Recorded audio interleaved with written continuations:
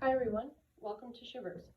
This October we will be visiting a number of Halloween haunts and we'll be reviewing them afterwards, so you know what to expect before you go this season. Our first review was last week of the Chapel of Horrors in Wilmington, North Carolina. This week we're moving more west, talking about Panic Point in Youngsville, North Carolina, which is about 30 miles north of Raleigh. Panic Point offers a haunted hayride, 4 walkthroughs including the Haunted Forest, the Dark Swamp, Killers in the Corn, and Stalker's Farm. They offer a virtual type experience called Carney's Crypt, but that costs extra. The walkthroughs are all outdoors in the woods, and the actors don't touch you and they don't separate you from your group, which is nice. The haunt itself considers itself PG-13, and no children under the age of 8 are allowed, but 13 and above is the age group that is recommended. Here is their history and their about section from their website. 13 short years ago, we found an unhallowed plot of land, planted our little seeds of panic, and gently nourished them with terror and dread until a full forest of fear emerged. The half-mile haunted forest trail is our featured attraction, a 12-scene scream fest with over 30 haunters to hound your every step. But that's just the beginning. Some victims prefer the slightly shorter dark trail for its lack of light and unexpected twists. The howling hayride rambles aimlessly through the woods, home to a pack of werewolves to those who hunt them. Killers in the Corn is an assortment of distorted figures enough to make you want to hop the fence and flee with no regard for your own safety. Stalker's Farm, the newest attraction, is a Carolina-inspired backwoods bonanza where you'll be run down by bootleggers and little old ladies. In all, you'll spend a couple hours going through 38 unique scenes and meet more than 90 creatures whose only purpose is to see you cower in fear. Now, I went to Panic Point back in 2017 when I first moved to North Carolina, and I have to say, I hated it. I thought that I felt like I was in someone's backyard, particularly with the haunted hayride. There were maybe 5 actors total, and you go past this actual house where it seems like that's where all the actors and stuff park, but it was like, the kind of feeling overall was, we're not supposed to be here. This isn't scary. This isn't a haunted house. Back then, they did not have the haunted forest. They didn't have that long walkthrough. They only had corn mazes and things like that. So I had a bad taste in my mouth for Panic Point in the first place. I really had no intention of going back, but it's rated very highly for North Carolina in general, a good purpose of listening to these reviews. So I went back and I was blown away. They have a whole center area very similar to Field of Screams where you can hang out. There's bonfires, there's refreshments, things like that. And you can just stand there, hang out there. It's very interesting as well because the music that they play is not very Halloween-y. Like, they were playing Britney Spears and Shake It by Metro Station. So you're coming off of these very scary attractions and then greeted by Metro Station, which is really disorienting. But we did the Haunted Hayride first, and this is the first year where they are making it a werewolf theme. So it's as if you're in a car with other people looking for this friend that has turned into a werewolf. So going through something like that from a storyline perspective made it interesting. It was not scary whatsoever, but it was kind of fun looking for the actual werewolf and keeping an eye out for him and everything like that.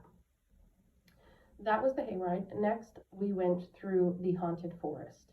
That is the longest walkthrough that they have, and it did not disappoint. I've said time and time again, I'm not a fan of the tight hallways when it's dark and it's pitch black and I just simply can't see. And almost every single house was that, with actors and scares and things like that. There were a couple of houses that were really, really good, particularly one that was more insane asylum themed. You could tell they had like cut off the tops of mattresses and put them on the walls.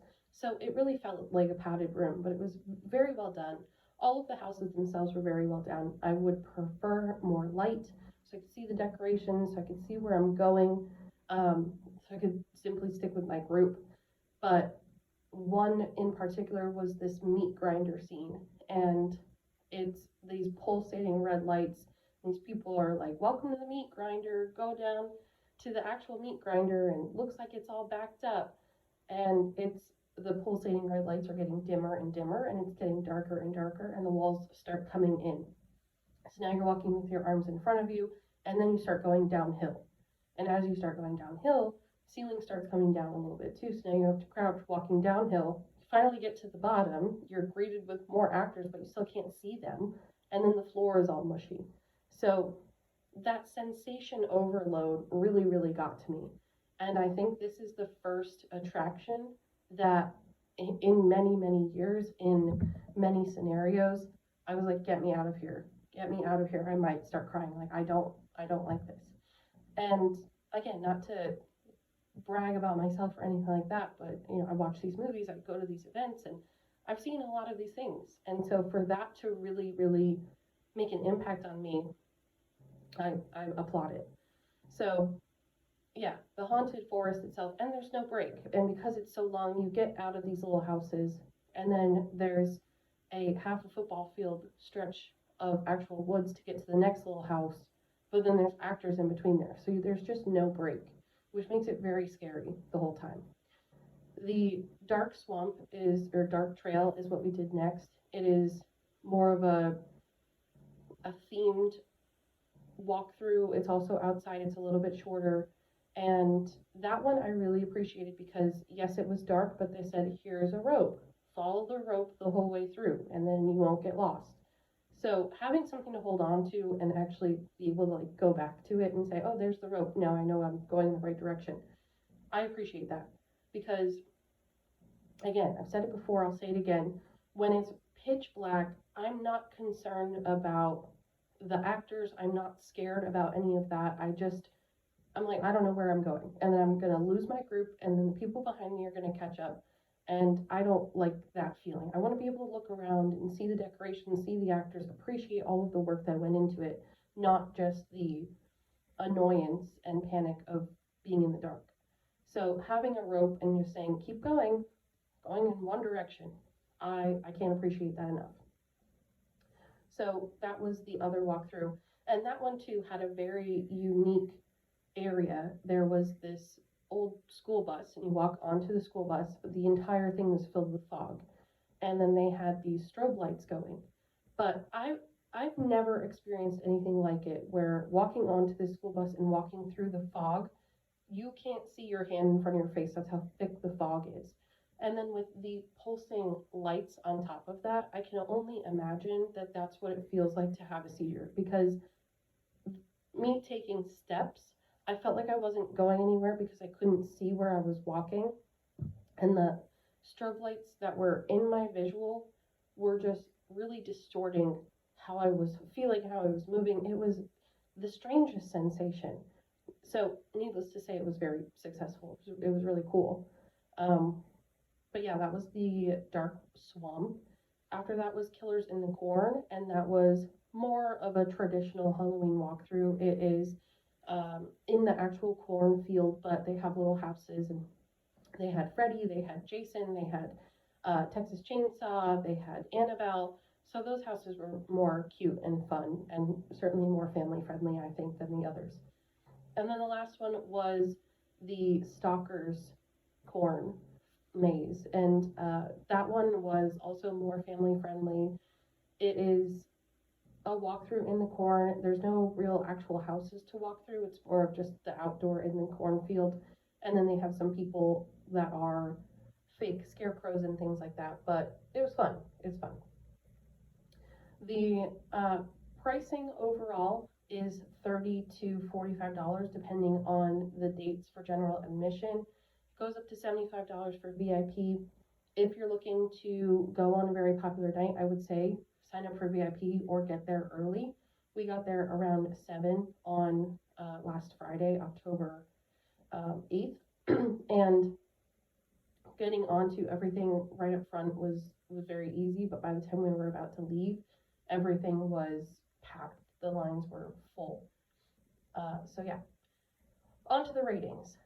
On a scale of 1 to 5, For artistry, I will give it a 4. I think having little houses in the corn was really cool. I think all of the actual houses that were walked through on the Haunted Forest Trail were very well done, particularly the bus scene for the Dark Swamp. I thought that was very cool. So artistry, I'll give it a 4 out of 5. For production itself, we'll also give it a 4 out of 5. There's a lot of moving pieces, there's a lot of moving parts, and so to have all of that together is very impressive. For customer service, I'll give it a 4 out of 5 as well. There were not a whole lot of actual, like, people in security vests, anybody with walkie-talkies, nothing like that. You really didn't see many of them around. So, yeah, I didn't really actually talk to many people on that side. For the environment, I will give it a 4 out of 5. It is a huge, sprawling piece of land and lots of walkthroughs in the forest, but you don't really have to worry about anybody like finding your way to an actual house or finding your way to the road. Everything is very central, everything is very contained, and everything is very well thought out that brings you back to that center circle. For decor, I will give it a 4 out of 5 as well. I thought that the decor was pretty good. I thought that the houses were really cool and everything like that. Again, I would have liked more lights so I could see them, but everything that I did see was thought through. The houses had wallpaper on the walls, had blood splatter, had decorations, so everything had thought put into it. For makeup and costumes, I would give it a 4 out of 5. I would even lean a little bit more towards 3 out of 5. I think that the actors that you did see, most of them just had like robes on or very basic makeup or masks, so there wasn't a whole lot put into that. But for the scares, I would certainly give it a 5 out of 5. Like I said, I have a relatively high tolerance for things like that. I can easily separate that these are just actors having a good time and this is just a haunted walkthrough. But this scared me, and there was a lot of different pieces and places where I was really caught off guard. So it was scary. I would say it was scary. 5 out of 5 for scary.